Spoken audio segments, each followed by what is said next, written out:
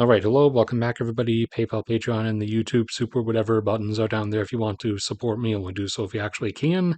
And if you want access to the graphs used in this video, along with hundreds of others across all kinds of similar and different subjects, those are all available for free in a dry folder linked in the description. So it's time for the monthly natural gas production numbers, starting with the world's largest natural gas producer, the US, and has reached its plateau right around where I was expecting in the 110s or so, fluctuating around in there, occasionally touching 120. And it's been here for a couple of years and will likely stay in this general area for the next few and start to taper downwards slowly as we hit the end of the 2020s. This time in particular, starting off 2026, U.S. natural gas output came in at 117 billion cubic feet per day, while U.S. natural gas consumption, although consumption numbers for natural gas fluctuate a lot more than those of oil do, but U.S. natural gas domestic consumption on average is usually in the lower 90s. Russia, the second largest natural gas producer, was around the 70s on average, jumping up into the mid or even upper 80s during the winter when theirs and Europe's heating demand would surge higher and call for higher output levels, and then dropping further down into the upper mid 60s in the summer or at the end of spring, beginning of autumn, when demand numbers are the lowest. But since invading Ukraine, they've lost their European customer base, so their production has dropped by a noticeable amount and now averages more in the mid 60s, jumping up instead of up to numbers like 86 or 87 at the height of winter, now only jumping up to numbers like right now at the height of it, 74 billion cubic feet per day, as Russia's own domestic heating demand surges during the winter. Meanwhile, during the lower points of the year, it drops all the way down to now 50, sometimes only 48 or 49, as at some points of the year, Russia is now literally only supplying its own demand. And outside of winter heating surges, Russia's natural gas consumption is usually around 47 or 48 billion cubic feet per day. China has now overtaken Iran for the number 3 spot, as China, while not really having that much oil left to be found, does have quite a bit of untouched natural gas, both conventional, shale, and otherwise. But there's some limits on what they have. But both conventional and shale has been bringing them upwards, and they're now up to around 25 on average, this time up to 25.7 billion cubic feet per day. And they should be able, unless there are disruptions that come from equipment shortages when everything gets scrambled when they do their Taiwan invasion. Otherwise, if everything stayed normal globally, they would probably be able to get up into the 30s before they'd start hitting limits to how much they can get out of the ground. But this time they came in at 25.7 billion cubic feet per day. Meanwhile, their domestic consumption, their own internal demand, is up around 42 or 43 now. Iran was climbing upwards and made it up to around 25 or a bit above billion cubic feet per day. But over the last few years, as things have deteriorated internally and they've been cut off from a lot of their equipment and other supplies that used to come from Russia, they saw their output begin to drop and got as low as 22, but they were able to reroute some things, likely getting stuff second or third hands now from China through several middlemen, i.e., the Central Asian countries. And so they've been able to restore some stuff now, enough to come from 22 back up to just under 24 at 23.7 billion cubic feet per day. Meanwhile, their domestic consumption, though, is on average around 25 or even close to 26. So they are in a constant shortfall, which is why they have suddenly had to resort to burning oil in oil-fired power plants to compensate, and why they constantly have heating shortages in the winter that have resulted in hypothermia deaths. Canada continuing to hang out in the very low 20s, this time coming in at 21.8 billion cubic feet per day. Meanwhile, their domestic consumption is around 12 or 13. Qatar is around 20 or 21 usually.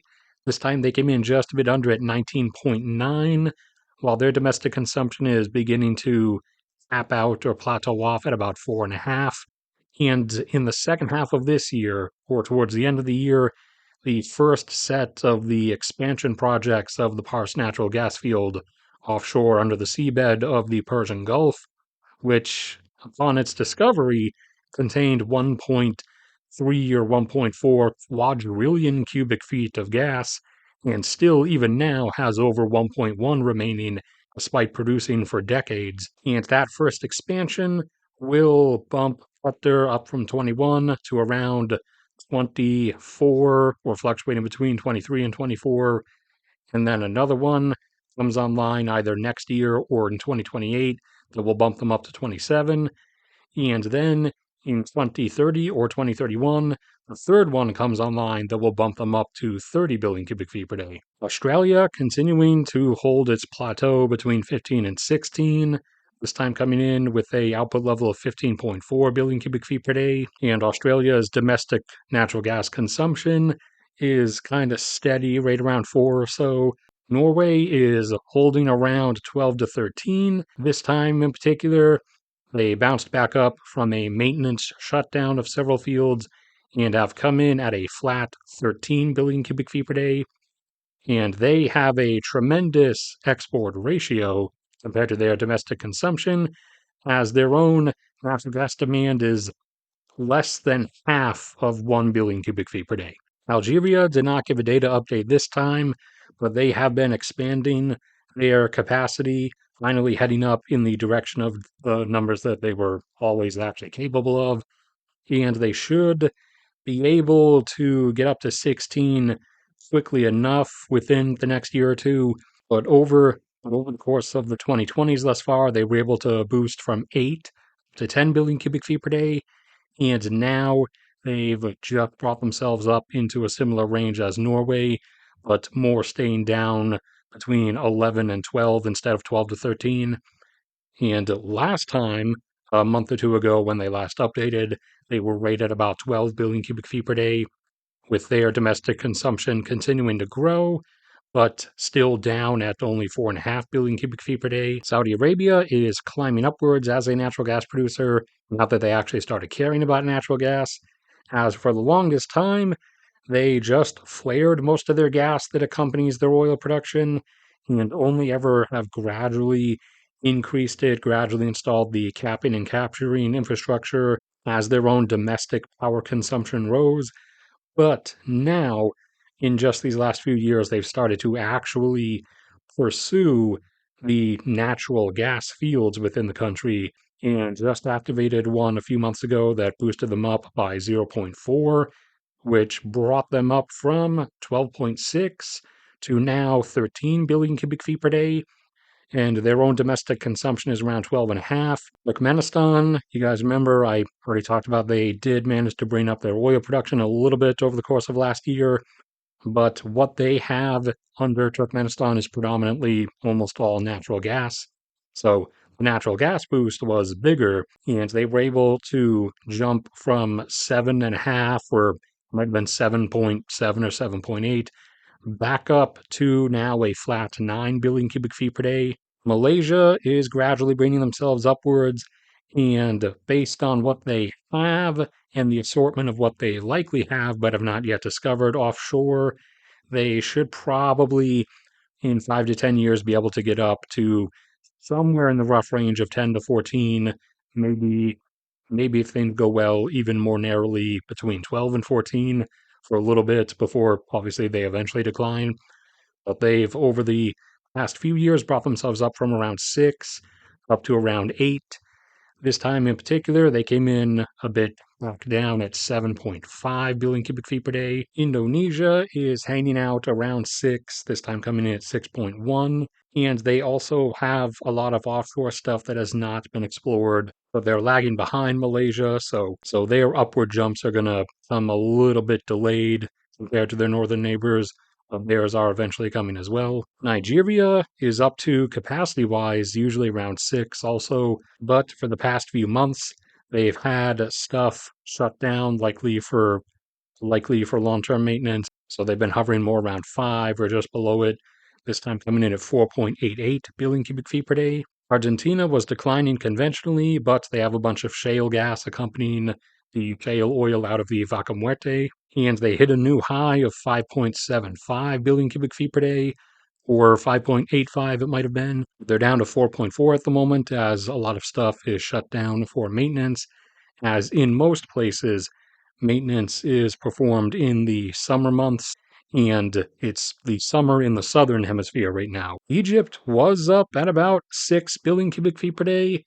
However, they have deteriorated in their capacity due to mismanagement and lack of infrastructure reinvestment, and are now all the way down at only about 4, coming in this time at 4.04, despite the fact that their own domestic consumption is up over 6 and growing. Uzbekistan has been declining for a while again and has gone over the past decade or a decade and a half from 6 or so down to about 4 now. And this time they came in just under 4.1 at 4.09, while their domestic consumption usually fluctuates between 5 and 6. And Azerbaijan has finally brought themselves roughly up to the 4 billion cubic feet per day that they were always capable of, and this time came in at 3.66, while their domestic consumption is only about 1.5. The UK, long fallen from its production heights, just like with its oil production, is now all the way down to usually around 3, this time coming in at 2.92, while their domestic consumption is all the way up at about 7 or so, along with Mexico, who also used to have much higher production levels, but is now all the way down to only around 2.5, this time coming in at 2.4 billion cubic feet per day. All right, that's it for this one. Thank you everybody for sticking around and listening. Like if you enjoyed, subscribe if you haven't already. I apologize for the heater noise in the background. PayPal, Patreon, and YouTube, whatever super buttons are down there if you want to support me. Only do so if you actually can. Link to the Drive folder is in the description with all these graphs and hundreds of others across all kinds of different subjects. There's a link to my cat's YouTube channel in the top pinned comment. May God bless and protect all of you, and I will see you all around next time.